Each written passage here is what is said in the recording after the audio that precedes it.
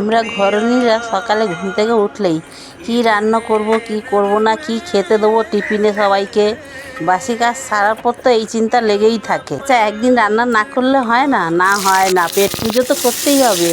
তো বেগুনটা ধুয়ে নিয়ে নুন হলুদ মেখে নিয়েছি, মাছটাও নুন হলুদ মেখে নিয়েছি ধুয়ে নিয়ে। তেল গরম হয়ে গেছিলো, চেরা কাঁচা লঙ্কা আর কালো জিরে ফোড়ন দিয়ে বেগুনটা দিয়ে দিলাম।